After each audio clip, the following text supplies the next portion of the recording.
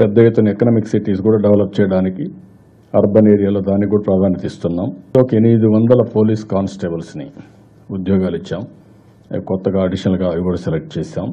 చిన్న చిన్న divisional accounts officer upgradation, jail శాఖలో పోస్టుల యొక్క సృష్టి, రీఆర్గనైజేషన్ అవన్నీ కూడా చేశాం. ఒలింపిక్ విజేత సింధు గ్రూప్ 1 ఆఫీసర్కి ఇవ్వడానికి ఆ అమ్మాయి యాక్సెప్ట్ చేసింది కాబట్టి కొంత సర్వీస్ రూల్స్లో కొన్ని మార్పులు తేవాలి. బుగ్గ కార్లు ఇవన్నీ తీసేసి అందరూ కూడా సింప్లిసిటీతో ముందుకు పోవాల్సిన అవసరం ఉంది. అవన్నీ తీసేస్తాం. నో విఐపి, అందరూ కూడా కామన్గా ఉంటారు.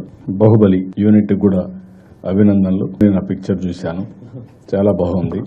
I really appreciate Rajamouli. Wonderful picture, excellent creativity. ఇలాంటి పిక్చర్ తెలుగు వాళ్ళు కూడా చేయగలుగుతారా అని నిరూపించగలిగాడు. ఇంటర్నేషనల్ పిక్చర్స్కి ఏమాత్రం తీసిపోకుండా చేసే పరిస్థితి వచ్చింది. గవర్నమెంట్ ఆఫ్ ఇండియాను కూడా వీఆర్ రిక్వెస్టింగ్ ఆస్కార్ ఎంపిక్కి రికమెండ్ చేయమని. రాబోయే రోజుల్లో ఇక్కడే వాళ్ళందరినీ పిలిచి ఆ యూనిట్ని సన్మానం చేస్తాం, గౌరవిస్తాం. కళా తపస్వి విశ్వనాథ్కి అభినందనలు తెలియజేస్తున్నాం.